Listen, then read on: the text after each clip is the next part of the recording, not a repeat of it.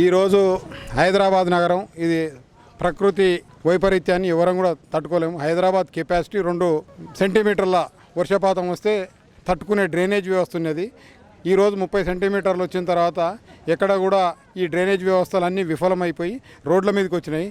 ఏదైతే కొంతమంది చెప్పారు ఇంతకుముందు ఏదో మన సీరియల్ నుండి నేను సముద్రాన్ని హైదరాబాద్ తెస్తా అంటే నిజంగా కూడా ఈ ఎక్స్పీరియన్స్ కూడా హైదరాబాద్ ప్రజలకు కలుగుతుంది, బోట్లలో తిరిగేది. కానీ ఏదైతే రాష్ట్ర వచ్చిన తర్వాత రాష్ట్ర అభివృద్ధి బంగారు తెలంగాణ అయిన తర్వాత డల్లాస్ నగరం అంటే డల్లాస్ కాదు, కానీ ఉన్న రోడ్ల మీద పోతే మాత్రం ఏ రోడ్డును చూసినా అధ్వాన్నమైన పరిస్థితి. పోయిన సంవత్సరం ఎలక్షన్లు 6 సంవత్సరాల క్రితం కూడా ఇదే కేటీఆర్ గారు హైదరాబాద్ మొత్తం వైఫై ఫ్రీ అన్నాడు. వైఫై కాదు, అయిన తర్వాత ట్యాంక్ బండ్ల రూపాయి బిల్లు వేసే కనిపించాలన్నాడు. అయిన తర్వాత ఇవాళ చీఫ్ సెక్రటరీ ఉన్న ఎవరైతే సోమేష్ కుమార్ ఉన్నారో హైదరాబాద్ మున్సిపల్ కార్పొరేషన్ కమిషనర్ ఉన్న రోజు ఏదైతే రోడ్డు మీద గుంత కనిపిస్తే 1000 రూపాయలు ఇస్తున్నాడు. నేను కనిపించకపోతే 10,000 రూపాయలు ఇస్తామని మేము చెప్తున్నాం. ఈ విధమైన శుష్క వాగ్దానాలు రిసిక్త హస్తాలు ఈ ప్రభుత్వం చేస్తున్నది ఏది కూడా పర్మనెంట్. ఇది ఈ రోజు వచ్చిన సమస్య కాదు. చిన్న వర్షం వచ్చినా ఒక గంట సేపు ఇక్కడ రోడ్ బంద్ అవుతుంది. దానికి పర్మనెంట్ సొల్యూషన్ అనేది ఇప్పటి వరకు చేయలేదు. ఇది ఇంతవరకు వచ్చినాయంటే ఇది ప్రకృతి, ఎవరు ఏం చేయలేరు. కానీ రియాలిటీ కూడా ఒక చిన్న వర్షం వస్తే కూడా ఇక్కడ దారి ఆ రోడ్ మొత్తం బ్లాక్ అయి ఉంటుంది. దాని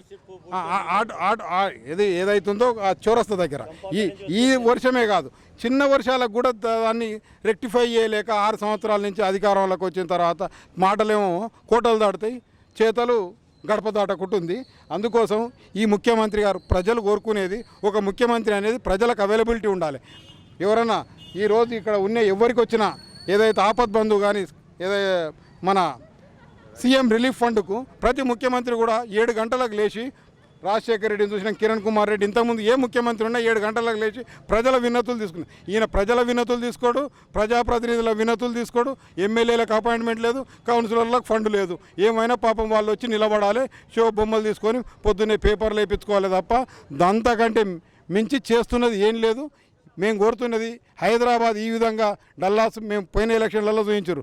ఇప్పటి వరకు ఈ ఐఎస్ఆర్ డివిజన్లో కొత్తగా ఒక 2 బెడ్రూమ్ల ఇల్లు కడితే ముక్కు నీళ్ళకి రాస్తాను, లేకపోతే చెప్పిన వాళ్ళన్నా రాస్తారా? పోయిన ఎలక్షన్లలో చెప్పింది ఏంది, ప్రతి పేదవాడికి డబల్ బెడ్రూమ్. ఈ ఐఎస్ఆర్ డివిజన్లో ఒక డబల్ బెడ్రూమ్ ఇల్లు కట్టిస్తే కొంత కట్టింది రాజశేఖర రెడ్డి గారు ఉన్నప్పుడు కట్టించిన అది తప్ప కొత్తగా ఒక డబుల్ బెడ్రూమ్ కట్టలేదు 6 ఏళ్లలో. 20 లక్షల మందికి ఏదైతే సకల జనుల సర్వే చేసినప్పుడు 20 లక్షల మంది ఇల్లు లేని వారు ఉన్నారన్నారు. ఈ రోజు వరకు హైదరాబాద్లో 3,000 ఇండ్లు కట్టిండు. రాష్ట్రం వల్ల ఈ కట్టినవి మొత్తం కూడా కడితే 50,000 దాటలేదు. అంటే ఈ 6 సంవత్సరాల్లో 50,000 కడితే ఎన్ని సంవత్సరాల్లో మళ్ళా కావాల్సిన వాళ్ళు కొత్తగా ఎవరైతే యువకులు అవుతుంటారో వాళ్ళ మ్యారేజ్ చేస్తుంటే వాళ్ళకు కూడా ఇండ్లు అంటే ఈరోజు 20 లక్షలు పోయి అవే పెండింగ్లు ఉన్నాయి. కేంద్ర ప్రభుత్వం ఇస్తుంది, ఎందుకోతావు నాయన? నీ దగ్గర లేని దానికి ఎక్కువ పోయి 1,60,000 ఇంటికి ఇస్తుంది. నువ్వు 1,00,000 రూపాయలు ఇచ్చి వాళ్ళని కట్టుకోమంటే కట్టుకుంటారు ఆ ఇండ్లలో. నువ్వేమైనా చెప్పేది డబల్ బెడ్రూమ్, అల్లుడు వస్తే ఉండాలి, మేకలు వస్తే వండ పెట్టాలి, ఆకుకూరలు ఎందుకు పగటి వేషాలు వేసినట్టు చెప్తావు? ఏదో కేంద్రం ఇచ్చే 1,60,000కి ఇంకొక 1,00,000 రూపాయలు రాష్ట్ర ప్రభుత్వం ఇచ్చి మిగతా 2.5 లక్షలు ఇస్తే పేదలందరూ ఇండ్లు కట్టుకుంటారు. అది చేయకుండా ఈ విధమైన సుశవాదనాలు చేయొద్దని, అయిన తర్వాత ఈ కేసీఆర్ గారు చెప్పే మాటలకు చేసే పనులకు ఒకటి పొంతనుండదు. నేను చూపిస్తున్నారు ఈరోజు మీడియా ఉంది వచ్చిన తర్వాత. అంతకుముందు చెప్పిండు ఇంటికో ఉద్యోగం అని చెప్పలేదు. ఎవరు అసెంబ్లీలో అంటాడు అన్నయ్య నేనేనా అన్నాడు చూపిస్తున్నాం. మరి దానికి ఏమంటాడు? నువ్వు చెప్పింది నీ నోటితోటి చెప్పింది. ప్రతి ఇంటికో ఉద్యోగం ఇప్పుడు అది జరుగుతుందా? అది అవుతుందా? మంచి అయితేనే. ఈరోజు ఎలక్ట్రిసిటీ కూడా చెప్తున్నా, కంపల్సరీ ఏదైతే కేంద్రం తెచ్చినటువంటి ఎలక్ట్రిసిటీ బిల్లు రైతులకు ఎవరైతే పే చేస్తున్నారో వాళ్ళకు ప్రాఫిట్ జరిగేది. నువ్వు రైతులకు ఇచ్చేది ట్రాన్స్మిషన్ లాస్ అని చెప్పి కేంద్ర ప్రభుత్వం నెత్తి కొరికి నీ లాభం చూస్తున్నావు. మేము చెప్తున్నది ఏంటంటే నువ్వు మీటర్ పెట్టు, అగ్రికల్చర్కు ఫ్రీకి ఇవ్వమనేది నువ్వు ఇస్తా అంటున్నావు, ఇయ్యి. దాని పేమెంట్ అయితే కట్టాలి కదా అగ్రికల్చర్. నువ్వు అది కట్టకుండా మీటర్లు పెట్టొద్దు, ఏది పెట్టొద్దు. ఈ ఇల్లీగల్గా నడుస్తుంటుందంటే ప్రభుత్వాలు ఇల్లీగల్ వ్యాపారాల కోసం ఉండవు. అయిన తర్వాత అగ్రికల్చర్ ఇది ఇంతకుముందు స్వామినాథన్ కమిటీని రిపోర్ట్ను ఇంప్లిమెంట్ చేయాలన్న కేసీఆర్ కాంగ్రెస్ పార్టీ వాళ్ళు ఇవాళ స్వామినాథన్ కమిటీలో రిపోర్ట్లో 50% రైతుల కోసం అన్ని కార్పొరేట్ వ్యవస్థలు అన్నీ చేయవచ్చు, కానీ అగ్రికల్చర్లో కార్పొరేట్ వస్తే తప్పేంది? రైతుకు లాభం జరుగుతుంది.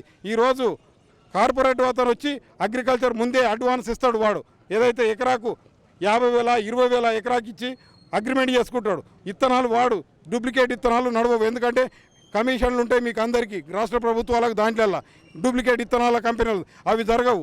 ఎవరైతే ఉన్నారో లీజుకు తీసుకున్న అతను ల్యాండ్ను భూమిని మొదలే రైతు దగ్గరికి వచ్చి అడ్వాన్స్కి ఇచ్చి అతను మంచి ఇత్తనాలు చేస్తాడు, మంచి వ్యవసాయం చేస్తాడు. చేసిన తర్వాత దాన్ని మార్కెట్లో ఈరోజు ఎక్కడన్నా దేశం వల్ల ఎక్కడన్నా అమ్ముకునే వీలు కల్పించారు మార్కెట్లో. ఇంతకుముందు మార్కెట్కి తీసుకపోతే ఆడ సౌకర్యాలేమీ ఉండవు. ఒడ్లు తీసుకొని పోయి 4 రోజులు వేడి చేస్తే వర్షం వస్తే 6 కాలం చేసిన కష్టం నీటిపాలు అవుతుంటుంది. ఆడ నువ్వు ఏవైతే అగ్రికల్చర్ మార్కెట్లలో ఏమున్నాయి ఈరోజు రైతులకు మేలు చేసేవి? ఒక ఆడ తీసుకుపోయి కుప్పలు పోసుకోవాలి. వాడు ఎవరైతే ట్రేడర్ ఉన్నాడో ట్రేడర్ అడిగిన రేటుకి ఇవ్వాలి, లేకపోతే ఆడ కొట్టుకపోతాయి. 3 రోజుల నాడు వర్షం వస్తే మొత్తం లేదు. ఈరోజు అది కాకుండా ఆన్లైన్ అయ్యింది. ప్రతి మార్కెట్ను ఆన్లైన్ చేసిర్రు.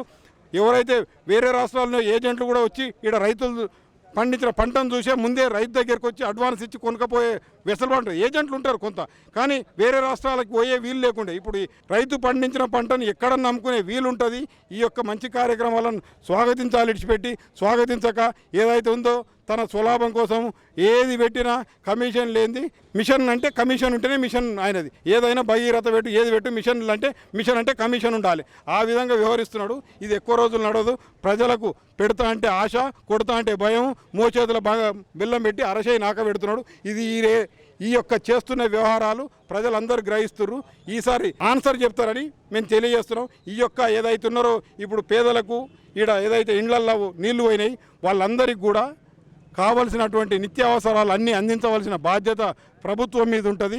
రెస్క్యూ హోమ్ ఏదైతే ఉందో ఇక్కడ మంచి అకామిడేషన్స్, ఎందుకంటే ఇక్కడ ఉన్న వాళ్ళు స్లమ్ ఒకరే కాదు, మంచి మంచి ఇండ్లోళ్ళు ఉన్నారు. వాళ్ళందరికీ కూడా భోజన వ్యవస్థ అన్నీ ఏర్పాటు చేయవలసిన బాధ్యత ప్రభుత్వం మీద ఉంది. వాటి నుంచి తప్పించుకోవడానికి వీలు లేదు. వాళ్ళు చేయకపోతే ఏదైతే జనరల్ ఇప్పుడు మీ V3 వాళ్ళు కొన్ని సామాజిక సంస్థలు కూడా హెల్ప్ చేయడానికి రెడీగా ఉన్నాయి. ఈ విధంగా ఈ యొక్క రోడ్డును కూడా ఏదైనా పర్మనెంట్ సొల్యూషన్ ఆలోచించాలి. ఇట్లా నీళ్ళు వచ్చినప్పుడు బండ్లు కొట్టుకపోవడం, మనుషుల ప్రాణాలకు నష్టం జరగడం కాకుండా దీనికి వెళ్ళి ఫ్లైఓవర్ వేస్తారా, హైట్ లేపుతారా, ఏదో ఒకటి దీనికి పర్మనెంట్ సొల్యూషన్ ఆలోచించాలని తెలియజేస్తూ ఈ యొక్క V3 వారికి ధన్యవాదాలు తెలియజేస్తున్నాను.